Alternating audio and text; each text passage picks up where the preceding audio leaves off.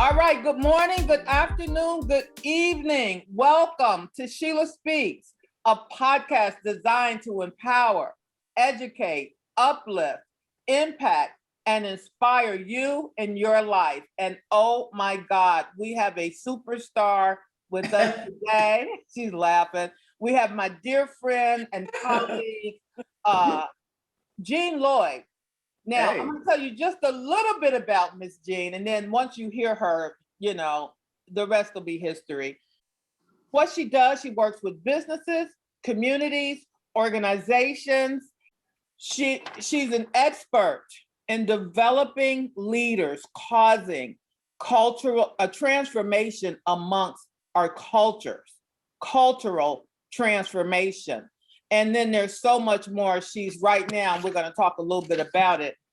She also is an author, and her first book, soon to be released, Who Told You We Wanted Integration, which is so deep. We'll talk about that in this conversation. We'll talk about communication. She's a communication expert. Hi, Jean, how are you? I am great. I love the way you said the name of my book, because it does have, I love that flavor, that little sass of it. That's right, that little sassy. Who told you we wanted integration? Oh, who told you that? Who told you that? All right, Jean, really welcome to Sheila Speaks. Let's just jump right in, Jean. Talk to us a little bit about when you say that you are a cultural architect. What does that mean? Well, it means there's a deep and profound love for culture. And I'm not talking about a culture. Culture, that's how we get to express ourselves as humans. That's how we get to connect. We have our songs, we have our stories, our traditions. The things that somehow have us be truly connected is within culture itself. And businesses have cultures. There's the culture of musicians. We could go on and on, nursing. What I want is for people to be able to express fully the culture as it exists today. Yes. Right? So when an organization hires me, or people hire me, or institutions hire me, I'm going in not to give them my personal wisdom. Which you have a lot of. Go ahead. Oh yeah, I got something to say. But but the point is, they have something to say. Mm-hmm. And a lot of times we inherit a bunch of conversations within our culture, and they kind of go unexamined for a really long time. And it may not necessarily be a match for where they're at right now. So what I'm really doing is listening to the conversations that give their entire culture, all of it. And I'm not judging it or assessing it, but I'm just listening. And then we look together. I'm like, which of these conversations, communications do you want to keep? And which of these conversations do you not want to keep? What are we taking forward and creating for the future? Yeah. And it's the most fascinating thing, because for the first time, someone's asking them, what do you want? That has been trained to be able to have them get to the bottom of what their culture desires. Yeah. And we're going to do that. We're going to do that. We're not going to go in and tell people, oh, you can't do that ritual anymore. You know, that's hurting the animals. No, I don't go in and assume anything. The power in communication is you don't take prisoners. You don't saddle people with your view or your morality, but what you do is you open up something where people can express themselves. So that's cultural architect. No, it's really great what you're saying. And I want to go back to something you said. You're so brilliant in language, Jean, that it's easy to miss something. One of the key things you said was you go back in and you examine. See, there's so much. If you're listening today, there's so much unexamined. Yes. We just do it automatically. We automatically relate to this person this way, or we automatically, and we don't examine it. And then I don't examine it, and you haven't examined it. And before you know it, everything somebody says is now racist. That's right. You And know, but everything. it's not necessarily that. It may be an unexamined conversation or Yeah, unexamined communication. Is that what you're pointing to here? absolutely, because a lot of the problems that we're having right now is people are jumping to conclusions. Yes, They're also listening to stereotypes yes. versus listening to the person. And so when you start listening to the person, it's so much richer. Hmm. When you're not bringing all of your preconceived ideas. When I'm just being with you, all of a sudden I'm like, oh my goodness, I never knew that. I never understood that. You're able to receive so much more when you're not bringing all of your noise with it, all your chatter. And so what you're doing is you're having people experience that the human experience is a sacred thing. Even the things that we don't like, it's sacred. You know why? Because that's how we grow. We Hmm. grow when we discover what is really having us be the way we be today and tomorrow. And so now you've got a shot at carving out and creating a future rather than reacting to the reality in front of you. Wow. It's really, really great. And God knows this is what the world is hungry for. Oh, yeah. And this is what the world is looking for. It's like something they want, they don't even know exists, or That's right. they don't have a sense of that it's possible. Yes. And it's so possible. Yes. Yeah, And it's really, yeah, really, and I think yeah. that when we're talking on Coaches and Coffee, we started talking about this new frontier.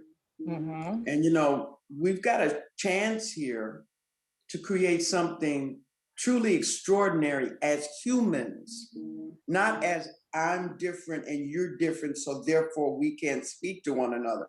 It is the weirdest thing when you think about it. We're the only species that denies its own species. Mm. And it's all wrapped up in convoluted talking, no communicating, just we're gonna bang up against each other. Well, I want this, and no, but I want this, like petulant children. And Yes. but if we get into that art of communication, now there's a dance, man. We can now kind of figure it out Do the together. real cha-cha. Yeah, do the real cha-cha, do the rumba boomba, baby. And then all of a sudden, we love each other. We're connected. We may not even agree. We may not even like each other. But see, there's something far more available when I'm connected. If I'm connected, I will do no harm. Yeah, When I'm you not said, connected, yeah. yeah. I have another show, those of you listening, it's Facebook Live Coaches and Coffee, which Jean just alluded to. And Yeah. she was on last Monday. And one of the things that you said, which is this whole piece of communication, connecting, when there's a connection. And it's funny, that made such a difference even for me Monday and Tuesday, because I could so hear, particularly in conversations or text where something connected, mostly it didn't, especially in texting. It's just Right. gobbledygook. But, avoiding communication, avoiding the connection, actually. But then when there is that, it's magic. Yeah. It's amazing. When And you avoid, I like what you're saying about avoid the connection a lot. yes, I believe we hide behind words and yeah, we use words rather than just belong to what's being said and created between the two of us. And then when that starts to happen, you learn things about your own culture. You learn things about the other person's culture. And it's not something that puts a distance between us. It actually connects us even more profoundly because there's another way to express yourself. When you're with other people, you learn new ways of being together. And this whole notion about racism is about I'm not connected. And in the book I'm writing, I'm really creating the case for we need to probably get rid of that word race because the truth is there's only one race. the human And race. we can make up all this other stuff so we can put distance between us because we're afraid I might get gotten by you. Why not get I love I what you're get saying got? because see, I think God was drinking coffee, doing this, stirring his coffee, drinking it, and said, okay, now I'm gonna put color in the mix and see how really crazy Yeah, I'm gonna human do my beings could magic. be. Sprinkled that color and we went hogwash crazy, right? Yeah. All right, I know I'm being however I'm being, but you know, one of my dear friends, she's always saying her banner is one race, the human race, no subtitles, please. Yeah. So let's talk a little bit about your book. Who told you we wanted integration? I love the title. It's so Jeannie Bobini, as I affectionately call you. Let's talk about your book. So tell us what inspired you to create this and tell us a little bit about it. It's going to be released in May of 2021.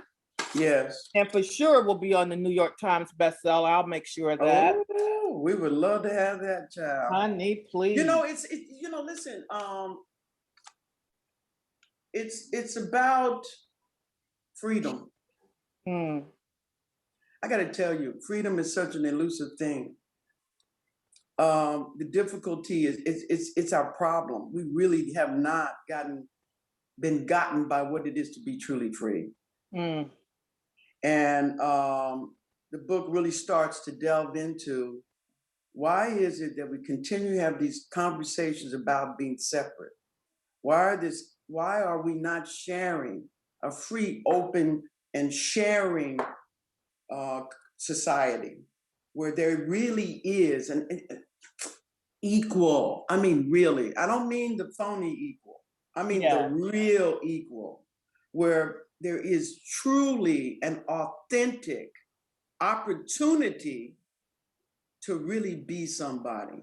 Like you're not holding on to part of the goodies. You're not making it impossible to get to resources. What our biggest issue is been freedom. And it started since the very beginning when we literally took indentured slavery. So slaves and indentured slaves, we had them because we didn't have machines to do the labor. And then at some point, the concept of race got in it. And now the Blacks were determined to be people of no worth because it's easier to get free labor. And the moment that happened, we brought race into capitalism. And that is, who told you we wanted integration? It is really, this is not working. And all our institutions are all of them are racialized, all of them. Just from that very beginning when we lied and said all men are created equal, and then proceeded to keep our slaves. Sorry. I'm not laughing because it's funny. It's funny that, you know, words create worlds, as you and I know. Bingo. So you create this word, all And men then, are created equal and endowed by their creator with certain unalienable rights, you know, blah, blah, blah. Right? And so we're supposed to have, everybody's supposed to have life, liberty, and the pursuit of happiness, but not for Blacks because they're chattel.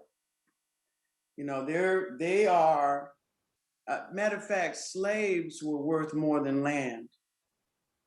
Extremely valuable. And because we betrayed our word and we did not live that declaration as it was designed, we are still saddled with it. Yes. And so the people that are the haves, they're just as much damned as we are, walking around unclear about that. And so the book is designed to really get clear about, once we start living what we gave our word to, in other words, honor it, honor your word, a certain integrity would be available. Yes. Where everybody could come to the table and contribute what they have to contribute, rather than cultural appropriation and keeping people from having access to real wealth. For what point? What point? Because we're now all in jail. So, yeah, well, I love what you're saying. I would even say, you know, the foot on the neck is not just the physical foot on the neck. Mhm. You know, I drove through a couple of communities. Sometimes when I'm lacking creativity or I don't know what I want to cause or create, I drive around a lot, the city of Atlanta where I live. And, you know, you drive through communities Yeah, and you can see where the foot is on the neck. that's right. And you can see where it's not. That's right. One see, day I that- was so deep in the neighborhood, I was like, oh my God, let me get myself out of here. And by the way, it wasn't the one where the foot was on the neck. Right, I got scared in the one where the foot wasn't on the neck. All the right. freedoms and mansions and houses. Let me get out of here. You That's know, right. but it's such a suppression for what's possible and for humanity and Yeah. for, you know, society. So Jean, I know at the precipice of everything you do is I communicate. Yes. It's communication. Yeah. Communication is where it's at. That's where it's at.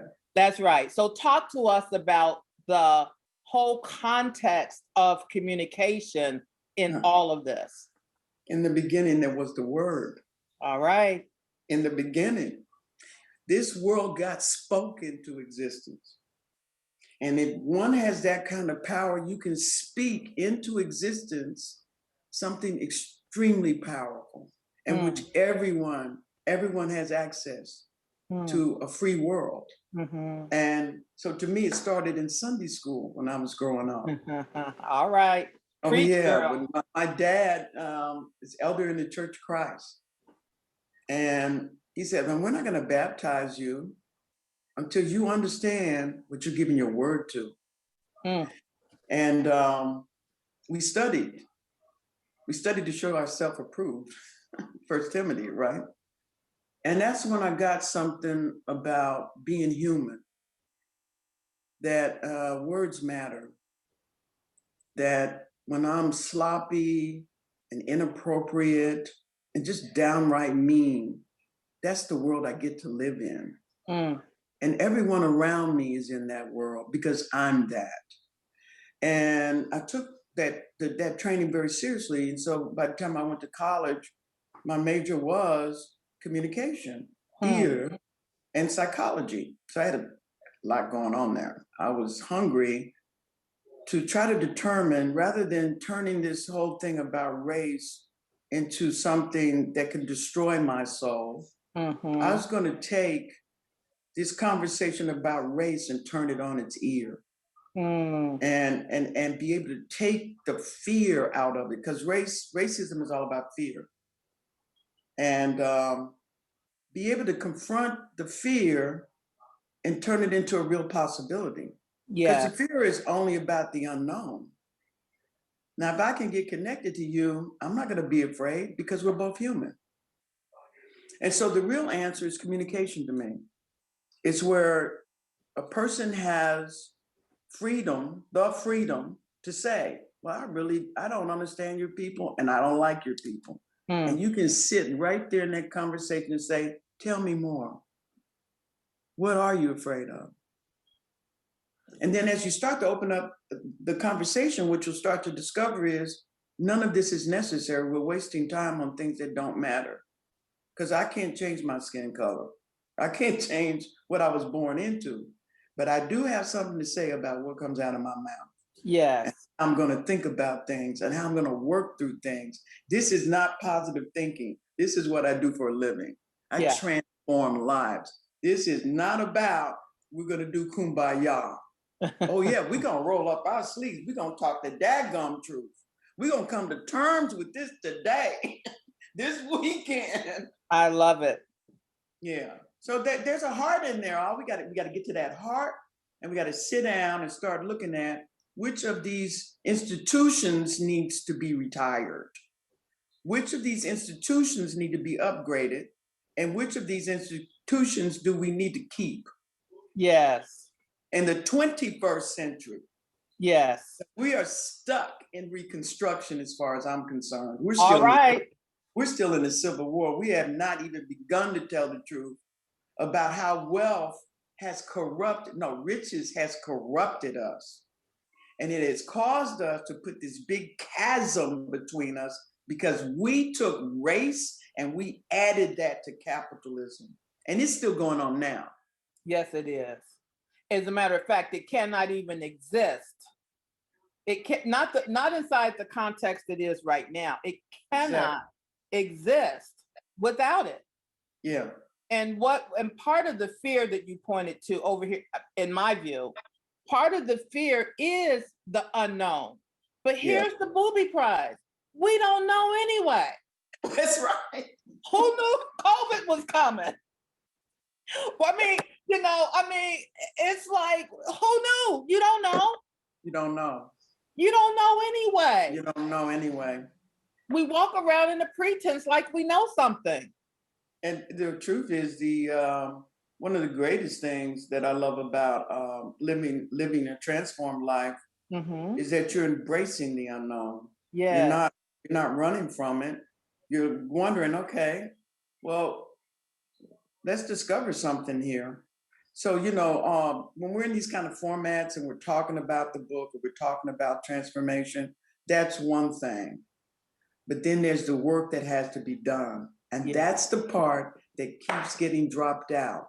There's a lot of people talking about race relations or talking about the economy or talking about the politics. Transformations where you walk the talk. Amen. No, So we got to be clear about, we already declared what this nation was about. All men are created equal. That's what this is about. That's the game we're in. And we got to reconcile everything to that. And there's no other way. You can't look the other way. The whole issue around privilege is look the other way. If I look the other way, maybe it'll go away. If I look the other way, they'll get tired. If I throw some money at them, which is another way to anesthetize people, throw a few million at them because they're going to spend it in your community anyway. What I was about to say, and then we turn around and spend all the money back to them. As a matter of fact, it can't even exist. We don't have those institutions in our community. Exactly. So we're gonna go to the Rolls Royce dealership. Wait a minute, hold on. We invented those institutions. We invented everything. Just about. That's right.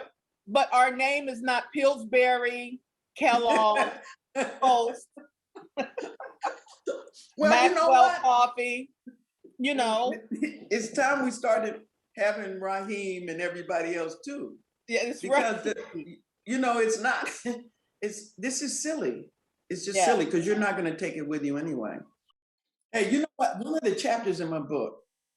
Let me see. Here it is. All right, come on. I have this board up here that has everything. One of the epigrams in my book says, "The hunger in America is not for food; it's for communication." Wow. Wow, Gene. Talk a little bit more about that. I know you've been talking about it, but expound on it a little bit more before we begin to wrap it up. When in the Bible, I was always fascinated in the Beatitudes where Jesus came out with the 2 loaves of bread and the fish, right? Yeah. And he fed multitudes. That's a metaphor. That's, when you're in a conversation that's about creation itself, you're deeply fed. When you're in a conversation, when it's about how are we going to take care of all our children, not just my children, then it becomes so much more gratifying. It's almost as if you sat down and you had the best meal of your life because you're now so profoundly connected to a person. If there's anything that I think we could learn from this pandemic is what it's like to not be able to be with your loved ones.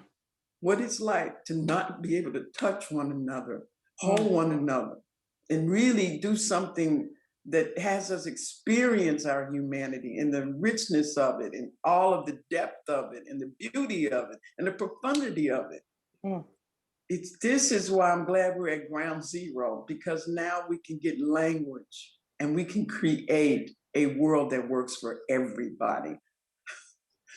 That's what the book is really about. It's about freedom. Jean, The that was experience beautiful. of freedom. The experience of freedom. I love it.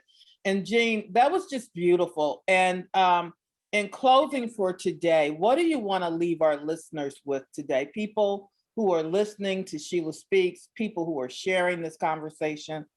What do you want to leave people with today? Do unto others Mm. as you would want others to do unto you. That's what I would say. And that all lives, communication is not talking. It's not even this speaking. We're trying to match our feelings with words. But real communication is when I'm just with you. Yeah, like we are right now. Yeah. Like we are right now. Awesome. I love you so much. Thank you for agreeing to be on again. And for those of you listening, thank you for listening. God bless you. God keep you. Do unto others as you would have them do unto you. What a way to close. I'll see you next week. Thank you. Bye-bye.